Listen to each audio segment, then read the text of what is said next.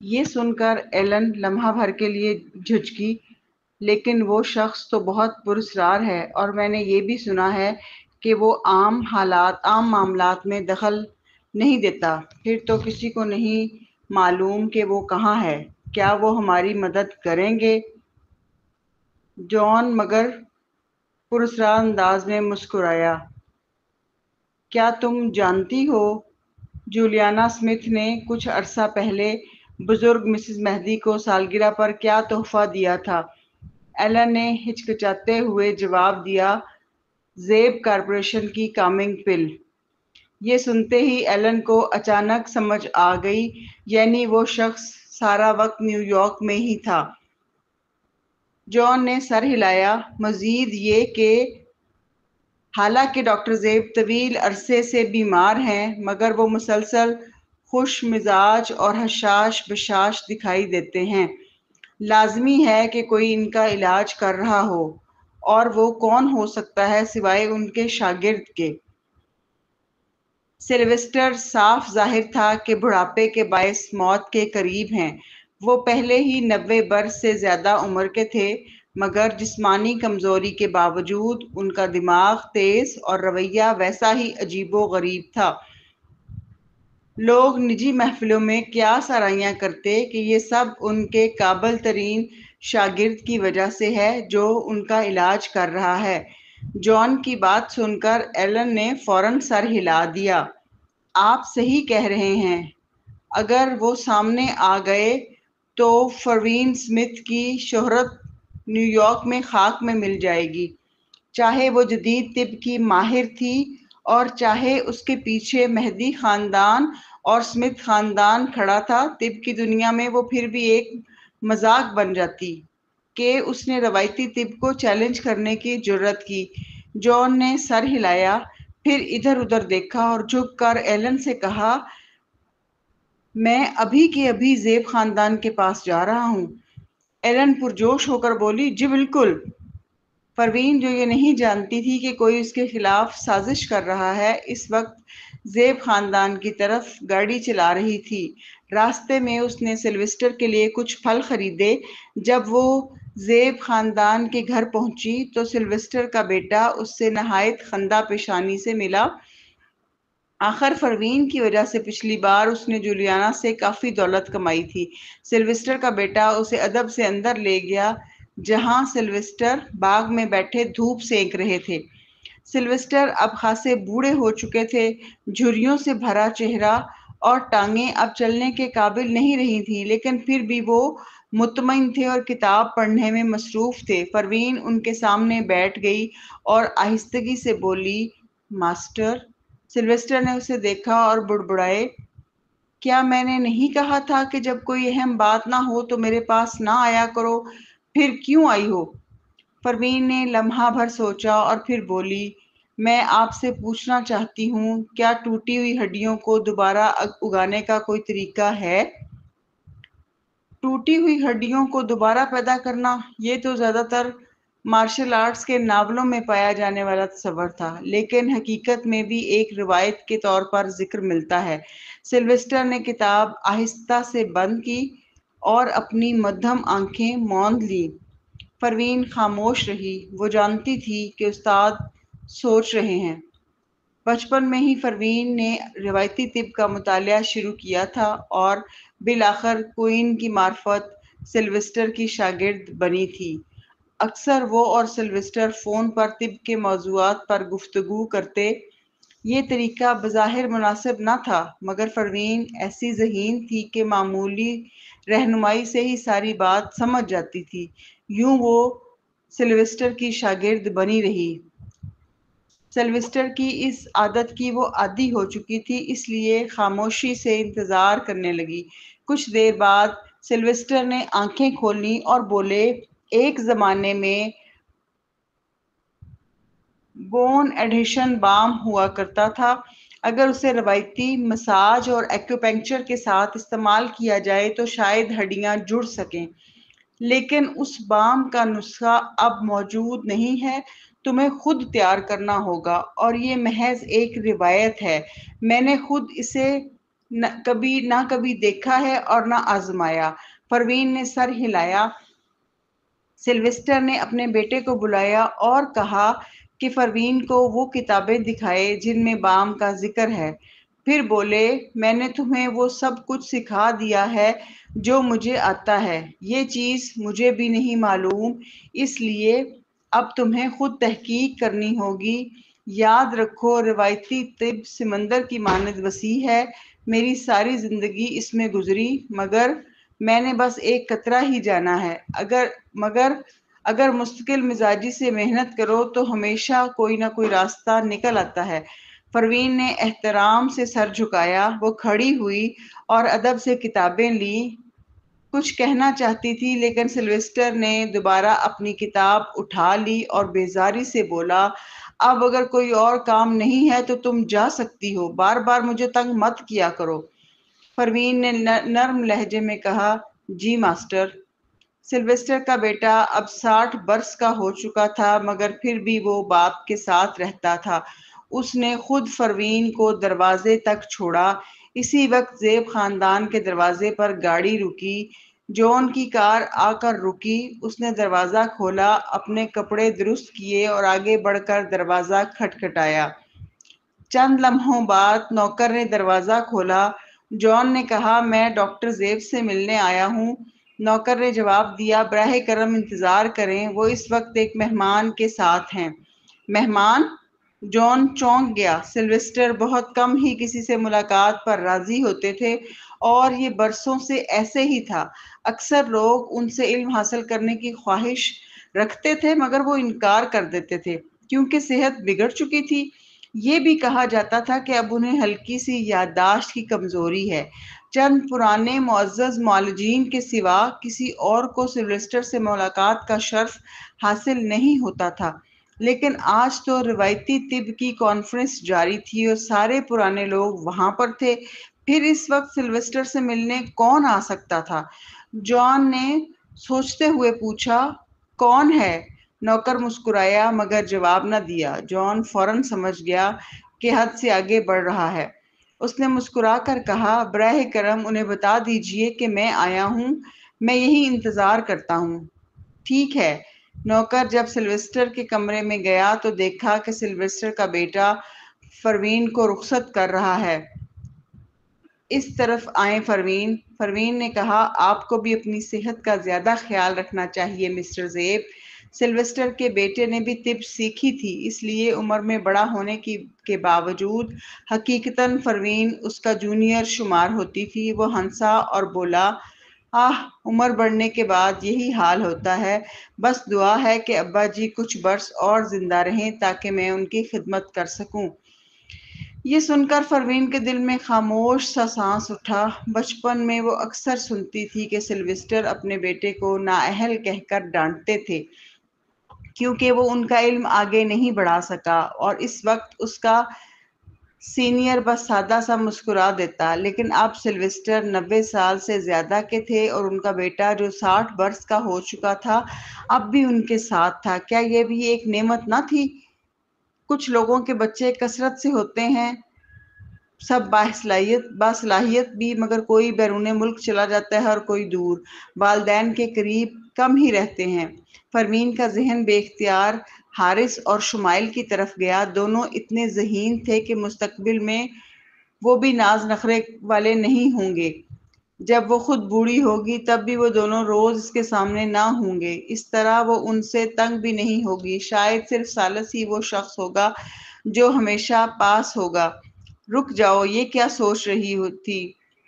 ابھی تو شادی بھی نہیں ہوئی اور وہ ریٹائرمنٹ پلان میں اس کے لیے جگہ رکھ رہی تھی۔ پروین نے سر جھٹکا اور گہری سانس لی۔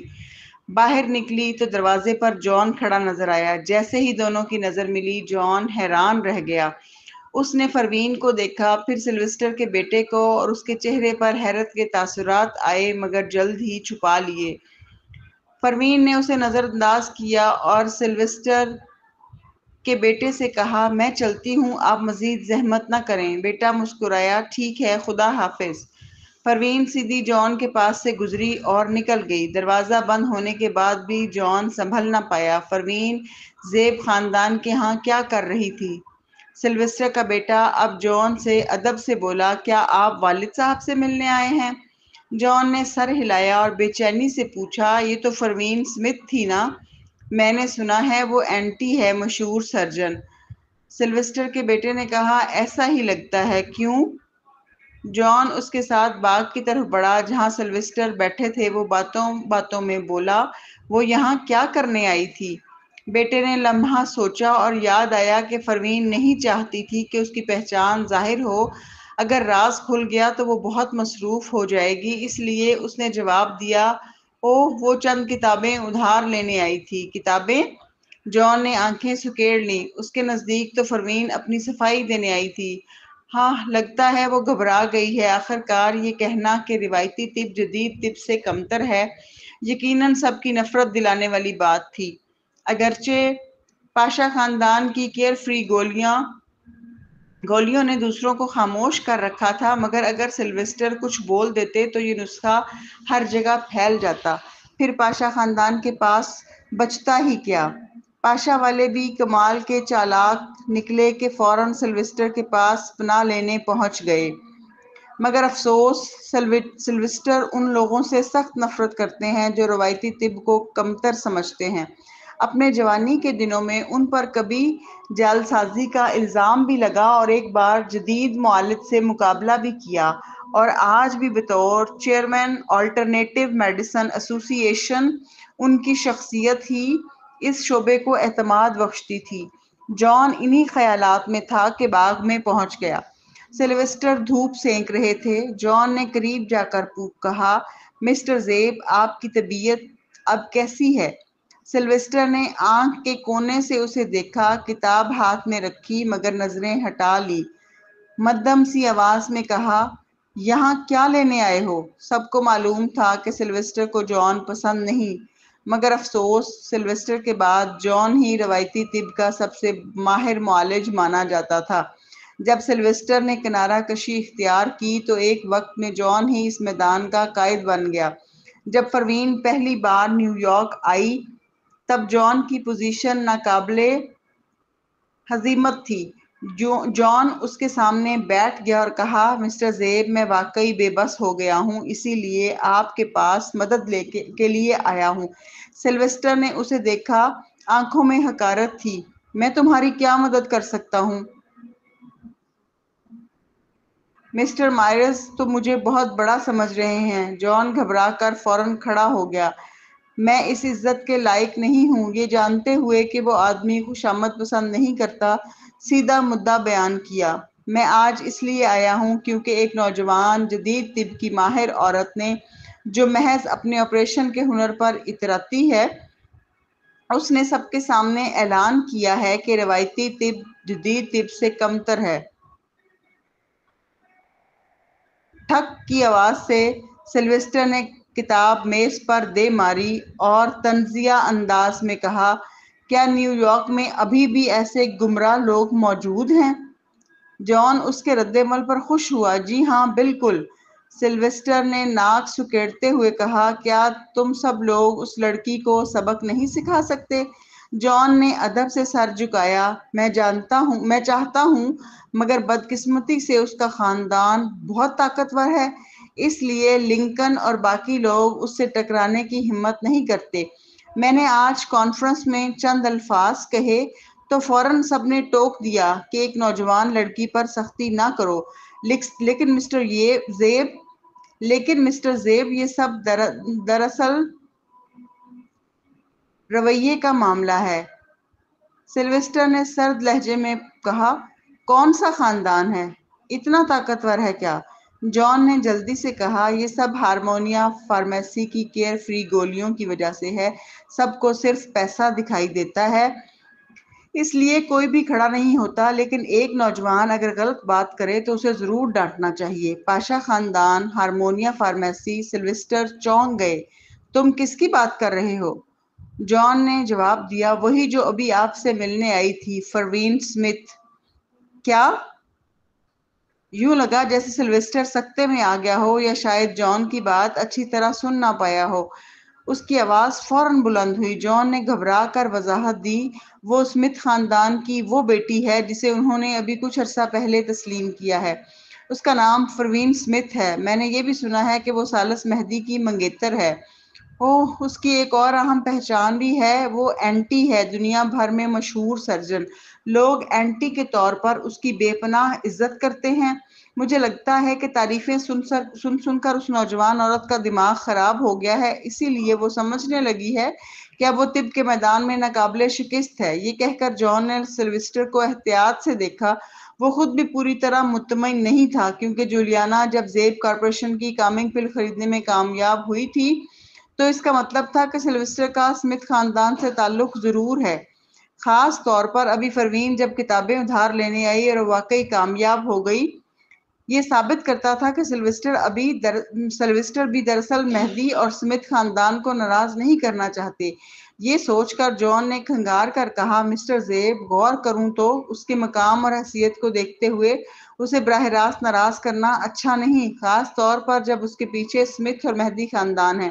مگر ہماری اپنی برادری میں ہمارا مقام بھی کوئی کم نہیں۔ کچھ باتیں ایسی ہیں جو ہمیں کرنی ہی ہوں گی۔ ہم اس کے رعب کی وجہ سے اپنے عقائد کو پس پشت نہیں ڈال سکتے۔ تو میرا خیال ہے کہ آپ رہنمائی کریں اور ہم سب مل کر اسے سبق سکھائیں۔ ڈاکٹر نے بھویں سکیڑی اور اسے عجیب نظروں سے دیکھا۔ تم نے ابھی کہا کہ پروین اسمتھ نے کہا ہے کہ روایتی طب جدید طب سے کمتر ہے۔ جان نے سر ہلا دیا۔ جی ہاں، اس نے اسپتال کی تمام نرسوں کے سامنے یہ بات کہی۔ ایلن ملر نے یہ سب سنا اور ہمیں بتایا۔ اس کا کہنا ہے کہ وہ مزید برداشت نہیں کر سکی۔ باقی نرسوں کو مہدی اور اسمتھ خاندان نے رشوت دے دی ہے، اس لیے کوئی اس بات کو دہرانے کی ہمت نہیں کرتا۔ یہی کچھ ایلن نے کہا تھا۔ اصل حقیقت کیا تھی، جان کو کوئی پرواہ نہیں۔ اسے تو صرف پروین کی بربادی چاہیے تھی۔ مگر اچانک سلویسٹر نے طنزیہ کہا لگایا، یہ ناممکن ہے۔ جان چونک گیا۔ کیوں ناممکن مسٹر زیب؟ یہ خبر تو پہلے ہی پھیل چکی ہے۔ اس کے باوجود وہ ڈٹائی سے آپ سے ملنے آ گئی۔ کیا وہ آپ کو ڈرانے آئی تھی؟ اس نے جان بوجھ کر لفظ ڈرانے استعمال کیا۔ سلویسٹر کے مقام کو دیکھتے ہوئے یہ بات سخت تھی، مگر سلویسٹر بالکل ناراض نہ ہوا۔ اس نے سیدھی نظروں سے جان کو دیکھتے ہوئے کہا، جان، میں 90 برس سے زیادہ کا ہو چکا ہوں۔ یہ تمہارا بچگانہ حربہ میری نظروں میں کچھ نہیں۔ جان، سلویسٹر نے سر ہلایا، میں تو اصل میں سوچ رہا تھا کہ تمہیں آلٹرنیٹیو میڈیسن ایسوسی ایشن کا چیئرمین نامزد کر دوں۔ آخر میرا وہ سست شاگرد ان کاموں میں دلچسپی نہیں لیتا۔ اگرچہ تم مجھے پسند نہیں، مگر تم چالاک ہو، وسائل رکھتے ہو اور روایتی طب کے لیے تمہارا جوش کسی حد تک خالص ہے۔ لیکن افسوس، عمر کے اس حصے میں تم حقیقت کو سمجھنے کی صلاحیت کھو بیٹھے ہو۔ چھوڑو، مجھے کسی اور کو منتخب کرنا پڑے گا۔ پھر اس نے سیدھا دروازے کی طرف اشارہ کیا۔ خدا حافظ۔ یہ پرعزم اور سخت لہجہ سن کر جان پتھر کا ہو گیا۔ اسے کچھ سمجھ ہی نہ آیا۔ ڈاکٹر زیب، میں سچ کہہ رہا ہوں، وہ واقعی روایتی طب کی دشمن ہے۔ آپ کیوں نہیں مان رہے؟ سلویسٹر نے ٹھنڈی ہنسی کے ساتھ کہا، چاہے تم پوری دنیا کو الزام دو کہ وہ روایتی طب کو حقیر سمجھتے ہیں، لیکن وہ لڑکی ایسا کبھی نہیں کرے گی۔ سلویسٹر کا پر یقین لہجہ سن کر جان مزید حیران رہ گیا۔ کیا آپ اس کی طرفداری کر رہے ہیں؟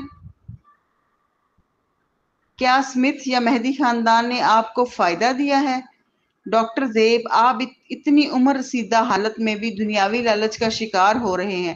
سلویسٹر یہ سن کر بالکل لاجواب ہو گیا۔ اس نے بیٹے کو اشارہ کیا۔ فوراً نوکر کو بلایا گیا اور جان کو سختی سے باہر نکال دیا گیا۔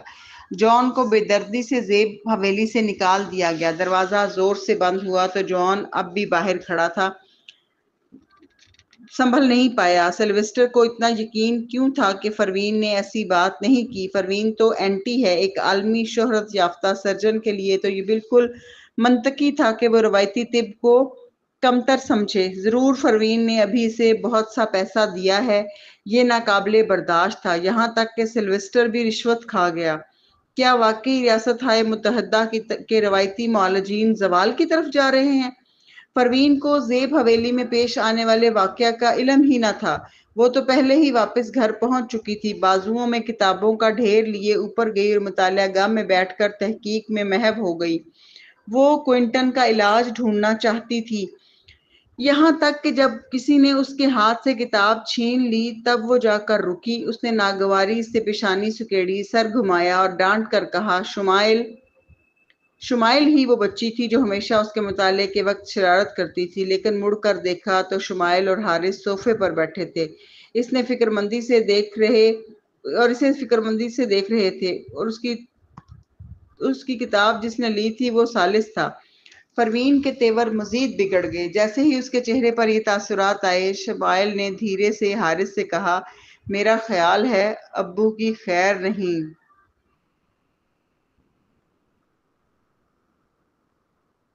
کیوں خیر نہیں؟ حارث نے پوچھا۔ شمائل نے سرگوشی کی، امی ابھی پھٹنے والی ہیں، وہ ضرور ابو کی شامت لے آئیں گی۔ حارث، پروین نے جھیمتے ہوئے سر کھجایا، پھر ثالث کی طرف دیکھا۔ اس کے تراشیدہ چہرے پر جیسے کوئی عجیب سی توقع تھی۔ اس کی آنکھیں دھوکہ کھا رہی تھیں۔ شاید پروین نے کن پٹیاں مس لیں اور پوچھا، کتنا وقت ہوا ہے؟ ثالث، 7 بجے ہیں۔ تمہیں کھانا کھانا ہے، پھر نہانا اور سونے کی تیاری کرنی ہے۔ پروین کنگار کر بولی، ابھی تو جلدی ہے۔ ثالث نے کہا، تم تو عام طور پر اسی وقت سونے چلی جاتی ہو، کل صبح اٹھ کر مزید پڑھ لینا۔ مگر پروین نے کتاب چھیننے کی کوشش کی۔ مجھے بھوک نہیں ہے، بس 2 گھنٹے اور پڑھنے دو۔ لیکن جیسے ہی اس نے ہاتھ بڑھایا، وہ چست آدمی ایک قدم پیچھے ہٹ گیا اور کتاب اس کے ہاتھ میں نہ آئی۔ ثالث نے ابرو چکائے اور کہا، چلو کھانے کی میز پر۔ پروین اٹھ کھڑی ہوئی۔ شمائل نے سوچا تھا کہ اب امی ابو کی دھلائی کریں گی، مگر حیرت انگیز طور پر اس نے دیکھا کہ پروین پلٹ کر نیچے جا رہی ہے۔ وہ واقعی فرمانبرداری سے کھانا کھانے جا رہی تھی۔ ہیں؟ امی بدل گئی ہیں کیا؟ نیچے پہنچ کر پروین نے دیکھا کہ کھانے میں پاستا رکھا ہے۔ بیٹھتے ہی اس نے موبائل نکالا۔ جیسے ہی آن کیا تو دیکھا کئی پیغامات آئے ہیں۔ ان میں سے ایک پیغام اس پاگل لڑکے کا تھا، میری ننھی نوکرانی، کیا تم میری چیلنج کے لیے تیار ہو؟ میں نے طے کیا ہے کہ کسی بھی قیمت پر کیو کو اپنے ساتھ ملا لوں۔ تمہیں کیا لگتا ہے میں کامیاب ہو جاؤں گا؟ پروین کی آنکھوں میں چمک اتری۔ اس نے پاستا کا نوالہ لیا اور جواب لکھا، نہیں۔ پاگل لڑکا، ہا ہا ہا ہا، تو پھر مقابلہ ہو جائے۔ پروین نے آہستہ سے ٹائپ کیا، میں تم سے کیوں مقابلہ کروں؟ جیسا اسے اندازہ تھا وہ فوراً جال میں پھنس گیا۔ اس نے لکھا، تو پھر شرط لگاتے ہیں، اگر میں کوئی کیو کو اپنے ساتھ ملا لوں تو تم میری ننھی نوکرانی بن جاؤ گی، اگر نہیں تو میں تمہارے ایک سوال کا جواب دوں گا۔ ایک سوال؟ پروین کے ہونٹوں پر مسکراہٹ آئی۔ یہی تو وہ چاہتی تھی۔ پروین کے ذہن میں بے شمار سوالات تھے جو وہ اس چھوٹے پاگل سے پوچھنا چاہتی تھی۔ ان میں یہ بھی شامل تھا کہ وہ حاملہ کیسے ہوئی، اگر وہ بچہ پیدا نہ کرے تو کیوں مر جائے گی، اور اس کی ماں کے بارے میں بھی۔ لیکن وہ یہ بات بہت پہلے سے جان چکی تھی کہ یہ چھوٹا پاگل اپنی بات پر قائم رہتا ہے۔ کم از کم پچھلی بار اس نے پروین کو دھوکہ نہیں دیا تھا۔ پروین نے آنکھیں تنگ کی اور جواب دیا، ڈیل۔ پیغام بھیجنے کے بعد وہ خوشی سے ہیکر الائنس کی ویب سائٹ میں گئی، کیونکہ پرائیویٹ میسج ان باکس میں ایک ای میل پرسکون انداز میں پڑی ہوئی تھی۔ یہ واحد جگہ تھی جہاں باہر کے لوگ پیغام بھیج سکتے تھے جب وہ ہیکرز کو ہائر کرنا چاہتے تھے۔ کیونکہ یہ ہیکر الائنس تھی، اس لیے کسی اور ہیکر کے حملے کا خدشہ نہیں تھا۔ آخرکار دنیا کے سب سے طاقتور ہیکرز وہیں تھے، کوئی بھی انہیں چیلنج کرنے کی ہمت نہ کرتا۔ کھانے کی میز کے دوسرے کونے پر شمائل اور حارث ثالث کے دائیں بائیں جانب بیٹھے تھے۔ تینوں خاموشی سے پروین کو کھاتے دیکھ رہے تھے، لیکن پروین نے ان کی طرف ایک نظر تک نہ ڈالی۔ شمائل نے دبے لفظوں میں آہ بھری، ممی کس کو میسج کر رہی ہیں؟ انہوں نے تو مسکرا بھی دیا، کہیں ایسا تو نہیں کہ ممی نے کوئی اور ہینڈسم آدمی ڈھونڈ لیا ہے؟ یہ سنتے ہی حارث نے ثالث کی طرف ہمدردانہ نظر سے دیکھا۔ ثالث کا چہرہ سیاہ پڑ گیا اور اس نے مدھم آواز میں کہا، ایسی بکواس مت کرو۔ شمائل نے اپنی ننھی گول مٹول تھوڑی ہاتھ پر رکھ دی اور منہ پھیلا کر بولی، میں بکواس نہیں کر رہی ڈیڈی، میں ممی کو بہت اچھی طرح جانتی ہوں۔ جب ہم باہر تھے تو میں نے ممی سے کہا تھا کہ میرے لیے ایک ڈیڈی ڈھونڈیں، لیکن انہوں نے کہا کہ انہیں غیر ملکیوں میں کوئی دلچسپی نہیں۔ اب جب ہم واپس امریکہ آ گئے ہیں تو یقیناً انہیں کوئی ہینڈسم آدمی نظر آیا ہوگا۔ حارث نے ہچکچاتے ہوئے پوچھا، لیکن اگر ممی کسی کے ساتھ بزنس ڈیل کر رہی ہوں تو؟ شمائل نے آنکھیں گھما لیں۔ حارث، تم نے کب ممی کو پیسے کماتے دیکھا ہے؟ شمائل نے بڑے لوگوں کی طرح سانس بھری۔ ان کے پاس صرف $75 ملین کی سیونگ ہے، اس کے باوجود وہ روز کچھ نہیں کرتی۔ اگر میری گرینڈ آنٹ باہر نہ ہوتی تو شاید میں غربت میں ہی پلتی۔ حارث ہکا بکا رہ گیا۔ ممی کے پاس صرف $75 ملین ہیں، جبکہ وہ خود جب بھی انویسٹمنٹ کھیل کھیل میں کرتا تو 150 ملین سے زیادہ اس کے ہاتھ میں ہوتے۔ شمائل نے سنجیدگی سے سر ہلایا۔ حارث بولا، تو ممی واقعی بہت غریب ہیں۔ بالکل، شمائل نے پروین سے مایوس لہجے میں کہا، اگر ممی واقعی پیسے کمانا چاہیں تو بہت کچھ کما سکتی ہیں، لیکن وہ کہتی ہیں کہ 75 ملین ہی کافی ہیں۔ یہ کیسے کافی ہو سکتا ہے؟ اس سے تو صرف 4 اسپورٹس کار خریدی جا سکتی ہیں۔ ہاں ہاں، حارث نے زور زور سے ہاں میں سر ہلایا۔ میں بڑا ہو کر بہت پیسے کماؤں گا اور ممی کو سپورٹ کروں گا۔ اسی وقت دروازے سے ایک کمزور سی آواز آئی، کہیے کیا میں آپ دونوں ایک انکل کو بھی سپورٹ کرنے میں برا تو نہیں مانیں گے؟ شمائل اور حارث نے بیک وقت سر گھما کر دیکھا۔ وہاں لوئس کھڑا تھا، آنکھوں میں چمک اور منت بھرے انداز کے ساتھ۔ دونوں نے فوراً منہ موڑ لیا اور دوبارہ آپس میں بات کرنے لگے۔ شمائل بولی، اگر ممی کو ڈیڈی اب پسند نہیں رہے تو ہمیں مستقبل میں الگ ہونا پڑے گا۔ تم کس کے ساتھ جاؤ گے؟ بغیر کسی ہچکچاہٹ کے حارث نے ثالث کو حقارت بھری نظر سے دیکھا اور بولا، ممی کے ساتھ، اور تم؟ ثالث ان دونوں کو ڈانٹنے ہی والا تھا، لیکن جیسے ہی حارث نے سوال کیا اس نے فوراً اپنی بیٹی کی طرف رخ کیا۔ یقیناً شمائل بھی اسے چھوڑ کر اپنی ماں کے ساتھ تو نہیں جائے گی۔ بیٹی کے دل میں اپنی اہمیت کے ڈر سے ثالث پچھلے دنوں سخت محنت کر رہا تھا کہ شمائل کے قریب ہو سکے۔ واقعی، شمائل نے مشکل سے فیصلہ کرتے ہوئے کہا، میں ممی کے ساتھ نہیں جا سکتی۔ اگر ایسا کیا تو ڈیڈی بالکل بیچارے ہو جائیں گے۔ یہ سنتے ہی ثالث کا دل خوشی سے بھر گیا۔ جی ہاں، اس کی بیٹی واقعی اس کی قیمتی، سمجھدار ننھی شہزادی تھی۔ لیکن اگلے ہی لمحے شمائل بولی، کیسا رہے گا اگر میں ڈیڈی سے کہوں کہ میرے لیے ایک محل بنوائیں اور اس میں بہت سارے ہینڈسم لڑکے رکھ دیں، ایک میرے لیے کھانا بنائے، ایک صفائی کرے، ایک میرے ساتھ سوئے اور 4 میرے ساتھ گیمز کھیلیں۔ اس طرح نہ ممی اور ڈیڈی کی نئی زندگی میں مداخلت ہوگی اور نہ ہی آپ لوگ مجھے مس کرو گے، کیونکہ آپ سب میرے پاس آ کر مل سکتے ہو۔ ہے نا زبردست آئیڈیا؟ ثالث اچانک اسے لگا کہ اس کی ننھی شہزادی میں کچھ تو غلط ہے۔ اس حد تک اس کے ہاتھوں میں خارش سی ہونے لگی۔ اس نے ہونٹ بھینچ لیے اور دل ہی دل میں بار بار کہا، یہ میری بیٹی ہے، یہ میری بیٹی ہے، صبر کرو، صبر کرو، صبر۔ حارث نے مگر سنجیدگی سے سمجھایا، شمائل، آپ کو آنٹ ماریسا کی باتوں میں نہیں آنا چاہیے، آپ کو ہر وقت ہینڈسم لڑکوں کے بارے میں نہیں سوچنا چاہیے۔ شمائل نے سر کو ترچھا کیا، تو پھر میں خوبصورت لڑکیوں کے بارے میں سوچوں؟ ثالث یہ سنتے ہی گھبرا گیا۔ اس دن کو یاد کرنے لگا جب وہ گھبرا گیا تھا کہ کہیں حارث اندر سے کوئی ننھی شہزادی تو نہیں نکلے گا۔ اب وہ یہ ہرگز نہیں چاہتا تھا کہ اس نے جس ننھی شہزادی کو تسلیم کیا ہے وہ اندر سے کوئی لڑکا نکلے۔ اس لیے ثالث نے فوراً کہا، یہ بہتر ہے کہ تمہیں لڑکے ہی پسند آئیں۔ شمائل نے خوشی سے تالیاں بجائیں۔ ہائے ڈیڈی سب سے بہترین ہیں۔ جب یہ تینوں باتوں میں مصروف تھے، پروین وہ ای میل پڑھ چکی تھی جو چھوٹے پاگل نے بھیجی تھی، اگر تم اسمتھ کارپوریشن چھوڑ دو تو اپنی قیمت خود بتا دو۔ کیوں اپنی قیمت خود بتانا؟ یہ چھوٹا لڑکا واقعی بہت پاگل اور امیر تھا۔ پروین نے ایک ہی لقمے میں پاستا کا چوتھائی حصہ کھایا۔ چباتے ہوئے اس نے جواب ٹائپ کیا اور پیغام بھیج دیا۔ ہوٹل میں ایک آدمی صوفے پر ٹیک لگائے بیٹھا تھا۔ پردے سختی سے بند تھے، روشنی کی ایک کرن بھی اندر آ نہیں سکتی تھی۔ کمرے میں اچانک کھانسی کی آواز آئی۔